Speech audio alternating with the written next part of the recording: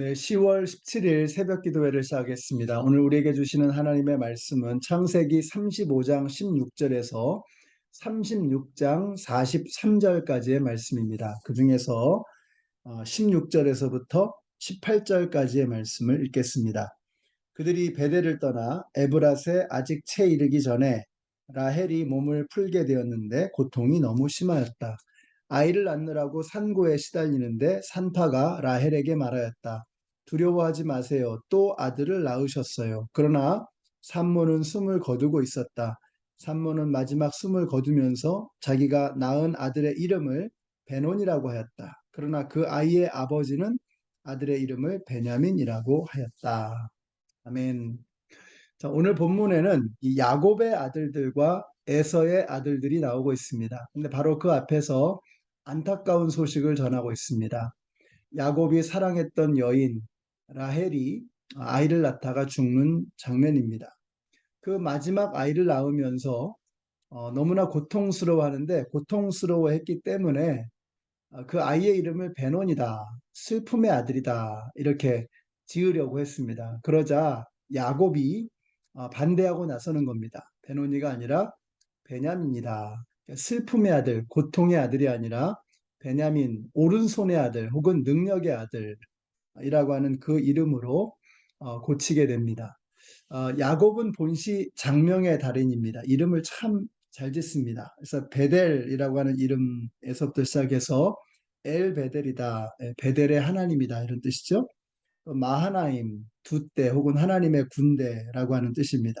브니엘, 하나님의 얼굴이라는 뜻이죠. 엘엘로헤 이스라엘, 하나님, 이스라엘의 하나님 이런 뜻입니다. 자, 그리고 오늘 본문에서 베냐민에 이르기까지 많은 이름들을 짓습니다. 근데 그 모든 이름들의 공통점을 보면 그 안에 하나님의 의미가, 하나님의 존재가 새겨져 있다라고 하는 것입니다.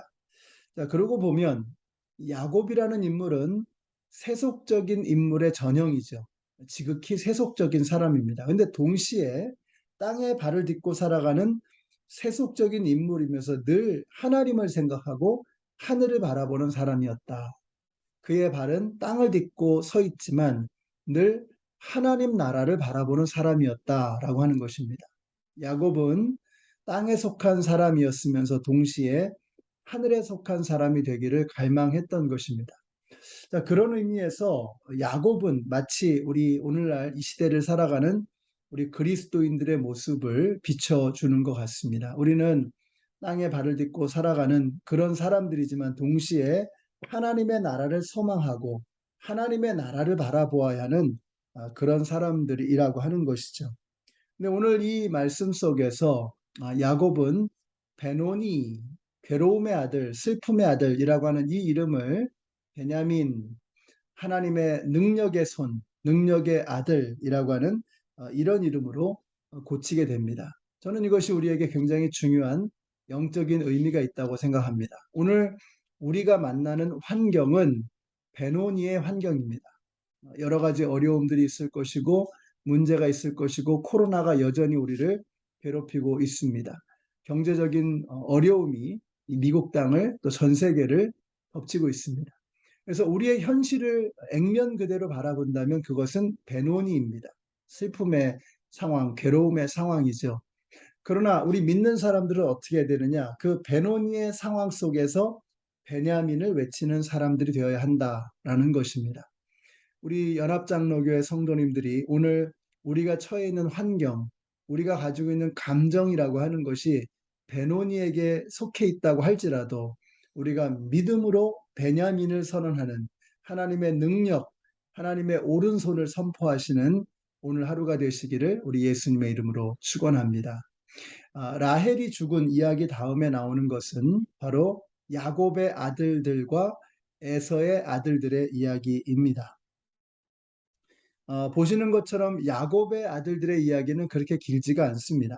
그런데 에서의 아들들의 이야기는 36장 전체를 걸쳐서 할애하고 있습니다. 1절부터 43절의 말씀이 바로 이 에서의 아들들의 이야기를 기록하고 있는 것이죠. 자, 그 이름들을 쭉 읽으면서 들었던 생각이 이런 겁니다. 야, 이 이름들을 알지도 못하는 이 이름들을 성경은 하나하나 상세하게 자상하게 기록하고 있구나. 무슨 의미일까요? 하나님께서는 이 야곱의 아들들에게도 관심을 가지고 계실 뿐만 아니라 당연히 그럴 뿐만 아니라 에서의 아들들, 선택받지 못한 자들의 이름까지도 기억하시고 그 아들들의 이름도 생각하신다는 것입니다. 다시 말하면 선택받지 못한 그들을 바라보면서 우리 하나님은 마음 아파하신다라고 하는 것입니다. 저는 그런 생각이 들었습니다. 이것을 오늘 우리에게 적용한다면 바로 이런 것이죠. 하나님은 모든 사람이 구원을 받으며 진리를 아는 데 이르기를 원하시느니라. 우리 하나님은 단 한 생명도 주님의 품으로 끌어안기를 원하십니다. 그렇다면 오늘 우리가 해야 될 일은 무엇일까? 에서에게 속해 있는 그 영혼들을 하나님의 품 안으로 옮겨오는 일, 그것이 바로 하나님의 관심이고 그것이 우리가 해야 할 일이라고 믿습니다. 우리가 이제 목장 사역을 곧 시작하게 되잖아요. 네 번째 주부터 목장 사역을 시작하게 됩니다. 그 목장을 통해서 하나님은 무엇을 원하실까? 이미 우리가 잘 믿고 있는 우리들끼리만 즐거운 것이 아니라 그 바깥에 있는 사람들, 다시 말하면 에서의 자손들, 예수님을 알지 못하는 그 불쌍한 영혼들, 그들에게 예수 그리스도의 생명을 전하고 그들을 아버지의 품으로 옮기는 일, 그것이 바로 우리가 해야 될 일인 줄로 믿습니다. 저는 우리 연합장로교회가 그런 아버지의 마음을 품고 그 아버지의 소원을 함께 이루어가는 우리 교회가 되었으면 참 좋겠습니다. 오늘 말씀을 다시 한번 정리한다면 우리의 상황은 베노니이지만 우리의 선언은, 우리의 삶의 모습은 베냐민이 되어야 한다라는 것입니다. 뿐만 아니라 예수님을 알지 못하는 그 에서의 자손들, 그 선택받지 못한 그 사람들을 아버지의 품으로 옮겨오는, 아직도 예수님을 알지 못하는 그런 사람들을 우리 주님의 품으로 옮겨올 수 있는 바로 이 일에 마음을 쏟고 작은 것이라도 실천할 수 있는 오늘 하루가 되시기를 우리 예수님의 이름으로 축원합니다. 기도하겠습니다.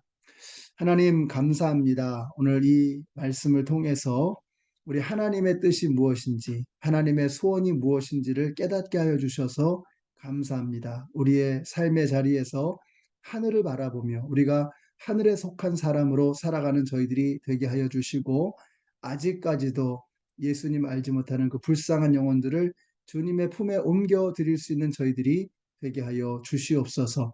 예수님의 이름으로 기도드렸습니다. 아멘.